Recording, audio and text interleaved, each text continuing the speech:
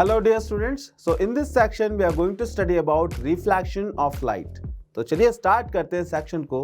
So students, आप सभी ने ये एक्सपीरियंस करा होगा जब आप किसी समुद्र किनारे या लेक साइड पर जाते हैं और जब वाटर बॉडी में जब आप खुद को देखते हैं तो वहाँ पर वाटर सरफेस पर आप खुद को वहाँ पर विजुअलाइज कर पाते हैं. उस सरफेस पर आपको खुद का इमेज वहाँ पर नज़र आता है. तो ये पॉसिबल क्यों हो पाया? ये पॉसिबल हो पाया because of the reflection of light. इसी तरह जब आप इस इमेज के अंदर देख रहे हैं तो यहाँ पर भी एक वाटर सरफेस हमें नज़र आ रही है और उस वाटर सरफेस पर जो नियर बाय माउंटेन्स हैं उनकी इमेजेस हमें वाटर सरफेस पर बनता हुआ नज़र आ रहा है, दिख रहा है. तो ये पॉसिबल क्यों हो पाया? It is also because of the reflection of light. इसी तरह जब आप किसी मिरर के सामने किसी एक ऑब्जेक्ट को प्लेस करते हो, जैसे कि आपने एक एप्पल रखा है मिरर के आगे, तो मिरर के अंदर भी आपको उसी के जैसा सिमिलर एप्पल वहाँ पर नज़र आता है. तो यहाँ पर क्या हुआ है? यहाँ पर उस एप्पल जिसको हम ऑब्जेक्ट बोल रहे हैं उसका इमेज का फॉर्मेशन हुआ है जो कि हमें मिरर के अंदर नज़र आ रहा है. तो image formation by plane mirror ये पॉसिबल है क्यों? Because of the reflection of light. तो ये सभी फिनोमिनाज जैसा कि हमने ऑब्जर्व करा, वाटर सरफेस पे आप विजुअलाइज कर पाना और मिरर के सामने अगर किसी ऑब्जेक्ट को रखते हैं तो उसका इमेज मिरर के अंदर दिख पाना, ये हो पाया because of the reflection of light. तो रिफ्लैक्शन ऑफ लाइट होता क्या है? चलिए उसको समझते हैं, उसको डिफाइन करते हैं. So what is reflection of light? Bouncing back of light in the same medium after hitting any surface is called reflection of light.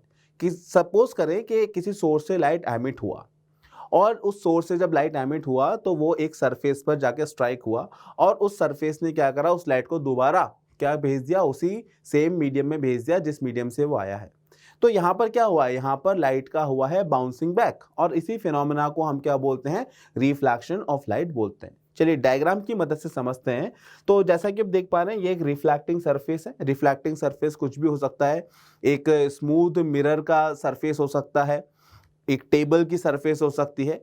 तो ये रिफ्लैक्टिंग सरफेस कुछ भी हो सकती है. तो हमने यहाँ पर एक लाइट को फॉल कराया और ये लाइट किसी सोर्स से आ रही है और जिस मीडियम के थ्रू ये चल के आ रही है वो मीडियम अभी हमने कंसिडर करा है कि एयर. ये एयर के थ्रू यहाँ तक आ रहा है. तो जब ये लाइट इस रिफ्लैक्टिंग सरफेस पर फॉल हुआ तो रिफ्लैक्टिंग सरफेस ने इस लाइट को क्या करा? दोबारा उसी मीडियम में भेज दिया. तो ये लाइट रिफ्लेक्टिंग सरफेस से स्ट्राइक हुई, कोलाइड हुई, उसके बाद दोबारा कहाँ चली गई? सेम मीडियम में चली गई. मतलब एयर मीडियम से ये लाइट आई थी और दोबारा एयर मीडियम में ही चली गई. तो यहाँ पर ये जो फिनोमेना हुआ है इसको हम बोलते हैं रिफ्लैक्शन ऑफ लाइट. अब हम आगे लॉज ऑफ रिफ्लेक्शन के बारे में स्टडी करने वाले हैं, लेकिन उससे पहले हमें कुछ बेसिक टर्मिनोलॉजीज को यहाँ पर समझना होगा जो कि रिफ्लेक्शन ऑफ लाइट रे से रिलेटेड है. तो चलिए वन बाय वन हम सभी डिफरेंट टर्मिनोलॉजीज को यहाँ पर डिस्कस करते हैं. तो नेक्स्ट हेडिंग है हमारा some basic terms which is related to reflection of light. सबसे पहला जो हम टर्म डिस्कस कर रहे हैं वो है इंसिडेंट रे. इंसिडेंट रे क्या होता है? The ray of light which falls on the mirror surface is called incident ray. ये वो लाइट है जो सोर्स से एमिट हुई और जब ये रिफ्लैक्टिंग सरफेस पर फॉल हो रही है इस लाइट को ही हम क्या बोलते हैं? इंसिडेंट रे बोलते हैं. तो जैसा कि देख पा रहे हैं ये एक रिफ्लैक्टिंग सरफेस है और सोर्स से लाइट एमिट हुआ, तो जो लाइट रिफ्लैक्टिंग सरफेस पर फॉल होती है उस लाइट को हम क्या बोलते हैं? इंसिडेंट रे बोलते हैं. चलिए नेक्स्ट टर्मिनोलॉजी को डिस्कस करते हैं, दैट इज रिफ्लैक्टेड रे. What is रिफ्लैक्टेड ray? The ray of light which is sent back by the mirror is called reflected ray. तो जब इंसिडेंट लाइट रे मिरर पर फॉल होती है तो मिरर से जब वो लाइट टकराती है तो मिरर उस लाइट रे को दोबारा उसी मीडियम में भेज देता है जिस मीडियम से लाइट आई. तो जो लाइट मिरर के द्वारा दोबारा सेम मीडियम में भेजी गई है उस लाइट को हम क्या बोलते हैं? रिफ्लैक्टेड रे बोलते हैं. तो ये था हमारा इंसिडेंट रे. ये जब मिरर यहाँ पर इस रिफ्लैक्टिंग सरफेस से जब लाइट टकराई तो यहाँ पर एक लाइट दोबारा उसी मीडियम में चली जाती है और इस लाइट को हम यहाँ पर क्या बोलते हैं? रिफ्लैक्टेड रे बोलते हैं.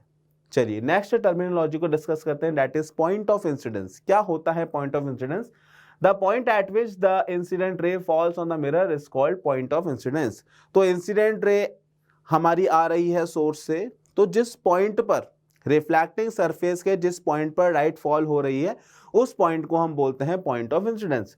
तो ये है हमारी रिफ्लैक्टिंग सरफेस. तो इंसिडेंट रे रिफ्लैक्टिंग सरफेस पर इस पॉइंट पर फॉल हुआ है तो इस पॉइंट को हम क्या बोलते हैं? Point of incidence. चलिए नेक्स्ट टर्मिनोलॉजी को डिस्कस करते हैं, that is normal. A line perpendicular to the surface of mirror passing through the point of incidence is called normal. Normal क्या है, ये वो लाइन है जो पॉइंट ऑफ इंसिडेंस से पास हो रही है और रिफ्लेक्टिंग सरफेस के साथ 90 डिग्री का एंगल बना रही है, मतलब उसके साथ ये परपेंडिकुलर है, तो उस लाइन को हम क्या बोलते हैं, नॉर्मल बोलते हैं। डायग्राम की मदद से समझते हैं। तो ये हमारी रिफ्लेक्टिंग सरफेस है, इंसिडेंट रे फॉल होती है। इंसिडेंट रे जब फॉल होती है तो वो एक पॉइंट पर फॉल हुआ, जिस पॉइंट को हमने पॉइंट ऑफ इंसिडेंस हुआ। अब ये लाइट रिफ्लेक्टिंग सरफेस से स्ट्राइक हो चुका है, स्ट्राइक होने के बाद एक और लाइट यहाँ पर मिलती है जो कि रिफ्लेक्टेड रे कहलाती है। तो यहाँ पर आप एक डॉटेड लाइन को देख पा रहे हैं। तो ये डॉटेड लाइन कैसी है, ये देखिए पॉइंट ऑफ इंसिडेंस से पास हो रही है और रिफ्लेक्टिंग सरफेस के साथ जो एंगल बना रही है वो 90 डिग्री का बना रही है। इस इमेजिनरी लाइन को हम यहाँ पर क्या बोल रहे हैं, नॉर्मल बोल रहे हैं। चलिए नेक्स्ट टर्मिनोलॉजी को डिस्कस करते हैं, that is angle of incidence. क्या होता है angle of incidence? The angle made by incident ray with the normal at the point of incidence is called angle of incidence। तो ये वो एंगल है जो कि इंसिडेंट रे और नॉर्मल के बीच में फॉर्म हुआ है, इस एंगल को हम बोलते हैं एंगल ऑफ इंसिडेंस। चलिए नेक्स्ट टर्म को डिस्कस करते हैं, that is angle of reflection. Angle of reflection क्या होता है? The angle made by reflected ray with the normal at the point of incidence is called angle of reflection। ये वो angle है जो रिफ्लेक्टेड रे और नॉर्मल के बीच में फॉर्म हुआ है और इस एंगल को हम बोलते हैं एंगल ऑफ रिफ्लेक्शन। डायग्राम की मदद से हम दोनों ही एंगल्स को एक बार विजुलाइज कर लेते हैं।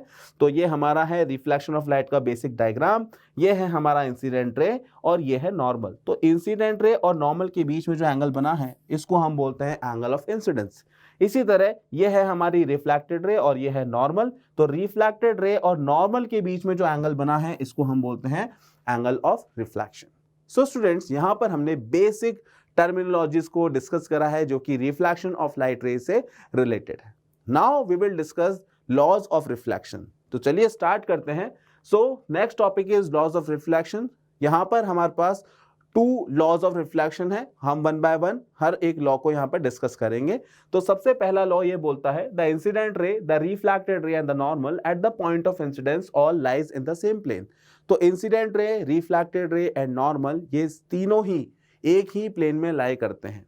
तो डायग्राम है हमारा बेसिक रिफ्लेक्शन ऑफ लाइट रे का, ये डायग्राम है, ये इंसिडेंट रे है, ये हमारा है नॉर्मल और ये है रिफ्लेक्टेड लाइट रे, और ये तीनों ही एक प्लेन में लाई करते हैं अकॉर्डिंग टू फर्स्ट लॉ। अब यहाँ पर थोड़ा सा कंफ्यूजन ये होता है, हम जस्टिफाई नहीं कर पाते हैं कि हम यहाँ पर किस प्लेन की बात कर रहे हैं। तो अगर हम इसको इस लॉ को फर्स्ट टाइम पढ़ते हैं तो हम जनरली इस हॉरिजॉन्टल सरफेस को ही प्लेन कंसिडर करते हैं, लेकिन स्टूडेंट्स यहाँ पर हम जिस प्लेन की बात कर रहे हैं वो ये हॉरिजॉन्टल प्लेन नहीं है, वो एक वर्टिकल प्लेन है। चलिए एनिमेशन की मदद से उस वर्टिकल प्लेन को यहाँ पर विजुलाइज करते हैं। तो आप देख पा रहे हैं ये हमारा मिरर है जो कि हॉरिजॉन्टल प्लेन बता रहा है और एक वर्टिकल प्लेन है जो आप देख पा रहे हैं। तो यहाँ पर जिस प्लेन की हमने बात करी है वो वर्टिकल प्लेन, जहाँ पर आप देख पा रहे हैं कि इंसिडेंट रे, रिफ्लेक्टेड रे और नॉर्मल वो एक ही प्लेन में लाई कर रहे हैं, एक के पीछे एक आपको नजर आएंगे। तो ये वो प्लेन है जिसकी हम बात कर रहे हैं फर्स्ट लॉ ऑफ रिफ्लेक्शन के अंदर। चलिए सेकंड लॉ ऑफ रिफ्लेक्शन को डिस्कस करते हैं, that is the angle of incidence is equal to the angle of reflection. हमेशा याद रखें जो एंगल ऑफ इंसिडेंस है वो हमेशा एंगल ऑफ रिफ्लेक्शन के बराबर होगा। तो ये हमारा बेसिक सा रिफ्लेक्शन ऑफ लाइट का डायग्राम है। तो अगर एंगल आई का वैल्यू मैंने 30 डिग्री कंसिडर करा है तो एंगल आर का वैल्यू भी 30 डिग्री ही होगा। इसी तरह अगर एंगल आई का वैल्यू 45 डिग्री हमने कंसिडर करा है तो एंगल आर का वैल्यू भी 45 डिग्री ही होगा। एक महत्वपूर्ण जानकारी और बता देता हूं बच्चों, कभी भी आप ऐसा मत सोचिएगा कि अगर ये इंसिडेंट रे है और ये आपकी रिफ्लेक्टिंग सरफेस है तो इसके बीच के एंगल को आप एंगल आई बोलेंगे। अगर आप ऐसा सोच रहे हैं तो ये बिल्कुल गलत है, ये एंगल आई नहीं होगा। एंगल आई हमेशा इंसिडेंट रे और नॉर्मल के बीच में बनेगा। इसी तरह रिफ्लेक्टेड रे और रिफ्लेक्टिंग सरफेस के बीच में अगर आप ऐसा सोचते हैं कि ये एंगल आर है तो अगेन आपकी गलत अप्रोच है। रिफ्लेक्टेड रे और रिफ्लेक्टिंग सरफेस के बीच में जो एंगल है वो एंगल ऑफ रिफ्लेक्शन नहीं कहलाता। Angle of reflection reflected ray और नॉर्मल के बीच में ही फॉर्म होगा। सो स्टूडेंट्स, यहाँ पर हमने बेसिक रिफ्लेक्शन ऑफ लाइट को यहाँ पर समझा है और कुछ बेसिक टर्म्स को यहाँ पर हमने समझ लिया है एंड लॉज ऑफ रिफ्लेक्शन को भी हमने यहाँ पर समझ लिया है। Now we will solve few questions which is based on these topics. तो चलिए स्टार्ट करते हैं। सबसे पहला क्वेश्चन है students, a ray of light strikes a reflective plane surface at an angle of y equals to 36 degree with plane, find the following. Angle of incidence part B is angle of reflection, part C is angle of X. तो यहाँ पर light रे है जो कि reflecting surface पर fall हुआ है और लाइट रे ने रिफ्लेक्टिंग सरफेस के साथ जो एंगल बनाया है वो 36 डिग्री है। अब हमें यहाँ पर एंगल आई, एंगल आर और एंगल एक्स को फाइंड आउट करना है। तो चलिए हम यहाँ पर सॉल्व करते हैं। तो ये हमारा है गिवन फिगर और जो गिवन डेटा हमें गिवन है दैट इज जो एंगल वाई है वो हमें 36 डिग्री गिवन है। अब हमें एंगल आई, एंगल आर और एंगल एक्स को यहाँ पर फाइंड आउट करना है। तो वन बाय वन हम फाइंड आउट करेंगे। तो सबसे पहले हम यहाँ पर मार्किंग कर देते हैं। ये है एन, ये है एक्स, ये है वाई, ये है ए और ये है ए ओ पॉइंट और ये है बी पॉइंट। तो बच्चों यहाँ पर हम सबसे पहले देखते हैं एंगल एक्स ओ एन को। अगर आप एंगल एक्स ओ एन को देखेंगे तो ये नॉर्मल और रिफ्लेक्टिंग सरफेस के बीच का एंगल है और नॉर्मल और रिफ्लेक्टिंग सरफेस के बीच में जो एंगल बनता है वो तो 90 डिग्री होता है, क्योंकि नॉर्मल रिफ्लेक्टिंग सरफेस के साथ हमेशा परपेंडिकुलर होता है। तो हम एंगल एक्स ओ एन को यहाँ पर बराबर लिख देते हैं 90 डिग्री के। साथ ही साथ आप ये देख पा रहे हैं कि जो एंगल एक्स ओ एन है वो दो एंगल से मिलकर बना है। वो दो एंगल कौन से हैं? एक है एंगल वाई और एक है एंगल आई। तो हम इसको ऐसा लिख सकते हैं, that is angle I plus angle Y is equals to angle X O N. X O N का वैल्यू है 90 डिग्री, पुट कर देते हैं angle I plus angle Y का वैल्यू हमें पता है दैट इज 36 डिग्री और एंगल एक्स ओ एन है 90 डिग्री के बराबर। तो एंगल आई का वैल्यू निकालना बहुत इजी हो जाएगा। 36 डिग्री को अगर हम राइट हैंड साइड में भेजेंगे तो ये हो जाता है 90 माइनस 36। तो क्या हो जाएगा ये 90 डिग्री माइनस 36 डिग्री। तो एंगल आई का वैल्यू हमें मिल जाता है दैट इज 54 डिग्री। तो एंगल आई का वैल्यू हमने यहाँ पर कैलकुलेट कर लिया। फर्स्ट पार्ट का हमने कैलकुलेशन कर लिया है। Now we will do calculation for second part.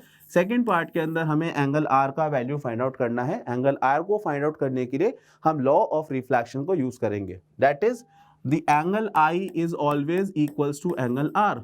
तो एंगल आई हमने ऑलरेडी फाइंड आउट कर लिया है। तो एंगल आई हमेशा एंगल आर के बराबर होता है और एंगल आई का वैल्यू है 54 डिग्री। तो एंगल आर भी यहाँ पर 54 डिग्री ही हो जाएगा। तो सेकेंड पार्ट में इतना ज़्यादा कैलकुलेशन हमें यूज़ नहीं करना पड़ा क्योंकि हमने यहाँ पर लॉ को यूज़ करा। Now we will do calculation for third part. Third part के अंदर हमें एंगल एक्स को फाइंड आउट करना है। अगेन हम सेम अप्रोच यहाँ पर लगाएंगे जो हमने फर्स्ट पार्ट के अंदर लगाया। तो यहाँ पर हमें एंगल दिख रहा है वाई ओ एन। अगर हम एंगल वाई ओ एन को देखें तो अगेन ये वो एंगल है जो कि नॉर्मल ने रिफ्लेक्टिंग सरफेस के साथ बना रखा है। तो इसका वैल्यू भी कितना होगा? 90 डिग्री के बराबर होगा। अगर आप एंगल वाई ओ एन को देखें तो ये दो एंगल से मिलकर बना है, that is angle X and angle R. तो हम यहाँ पर लिख सकते हैं angle X plus angle R is equals to 90 degree. तो एंगल एक्स हमें फाइंड आउट करना है, एंगल आर का वैल्यू है 54 डिग्री और ये दोनों एंगल मिलके जो सम आता है वो 90 डिग्री के बराबर आता है। तो अब एंगल एक्स को निकालना बहुत इजी हो जाएगा। सिर्फ क्या करना है, 90 डिग्री एंगल में से 54 डिग्री को हमें सब्ट्रैक्ट कर देना है। तो एंगल एक्स का यहाँ पर वैल्यू आ जाता है 36 डिग्री। सो स्टूडेंट्स, यहाँ पर हमने तीनों ही पार्ट को कैलकुलेट कर लिया है। एंगल आर और एंगल आई का वैल्यू है 54 डिग्री और एंगल एक्स का वैल्यू यहाँ पर आ जाता है 36 डिग्री। तो यह हमारा फाइनल आंसर है इस क्वेश्चन के लिए। चलिए नेक्स्ट क्वेश्चन को सॉल्व करते हैं। So next question is two boys are standing in front of a plane mirror as shown. When boy A looks into the mirror, how far away from him will image of boy be seem to be. तो यहाँ पर आप देख पा रहे हैं एक mirror है और मिरर के आगे यहाँ पर दो बॉय हैं, एक है बॉय ए और सेकंड है बॉय बी। ये दोनों ही मिरर के सामने खड़े हैं। तो बॉय ए मिरर से 3 मीटर की डिस्टेंस पर है और बॉय बी मिरर से 8 + 3 11 मीटर की डिस्टेंस पे खड़ा है। अब हमसे ये पूछा गया है कि जो बॉय ए है ये ऑब्जेक्ट है, बॉय ए का क्या डिस्टेंस है ऑब्जेक्ट बी की इमेज से, वो हमें यहाँ पर बतानी है। तो बच्चों, इस क्वेश्चन को करने से पहले मैं आपको ये एक महत्वपूर्ण जानकारी बता देता हूँ कि प्लेन मिरर के द्वारा जो इमेज बनती है वो डिस्टेंस यहाँ पर क्या होती है? बराबर होती है। कौन सी डिस्टेंस? ऑब्जेक्ट की मिरर से जो डिस्टेंस होगी वो हमेशा बराबर होगी इमेज की मिरर से। मतलब जो ऑब्जेक्ट डिस्टेंस है वो हमेशा इमेज डिस्टेंस के यहाँ पर बराबर होगी। जितनी दूरी पर ऑब्जेक्ट रखा होता है उतनी ही दूरी पर क्या होता है? इमेज फॉर्म होता है मिरर के अंदर। तो ये कॉन्सेप्ट हम इस क्वेश्चन के अंदर यूज करने वाले हैं। तो ऑप्शंस यहाँ पर गिवन है, A is 11 metre, B is 16 metre, C is 6 metre and option D is 14 metre. तो चलिए सॉल्व करते हैं। तो ये हमारा गिवन डायग्राम है और ये हमें ऑप्शंस गिवन है। तो अगर ऑब्जेक्ट ए 3 मीटर अवे है तो ऑब्जेक्ट ए का इमेज मिरर के अंदर कहाँ बनेगा, वो भी 3 मीटर की दूरी पर ही बनेगा। तो ये हमारे ऑब्जेक्ट ए का इमेज है। इसी तरह जो ऑब्जेक्ट बी है वो मिरर से 11 मीटर की दूरी पर खड़ा है, रखा हुआ है। तो ऑब्जेक्ट बी का जो इमेज है वो भी यहाँ पर मिरर के अंदर फॉर्म होगा बी डैश, और जो दूरी है मिरर से, जो दूरी है इमेज की, वो भी क्या हो जाएगी यहाँ पर, देखिए वो टोटल दूरी यहाँ पर हो जाएगी 11 मीटर। अब हमें फाइंड आउट करना है बच्चों, हमें फाइंड आउट करना है जो ऑब्जेक्ट ए है, बॉय ए की डिस्टेंस बॉय बी की इमेज से कितनी है। मतलब हमें इस डिस्टेंस को यहाँ पर फाइंड आउट करना है, हम इस डिस्टेंस को यहाँ पर कैलकुलेट करने वाले हैं। तो ये कितना हो जाएगा, देखिए यहां से लेकर यहां तक का डिस्टेंस तो कितना हो गया 11 मीटर, और यहां से लेकर यहां तक के डिस्टेंस है 3 मीटर। तो टोटल डिस्टेंस क्या हो जाएगा 11 plus 3 metre which is equals to 14 metre. तो यहां पर जो करेक्ट ऑप्शन है इस क्वेश्चन के लिए वो है option D, that is 14 metre.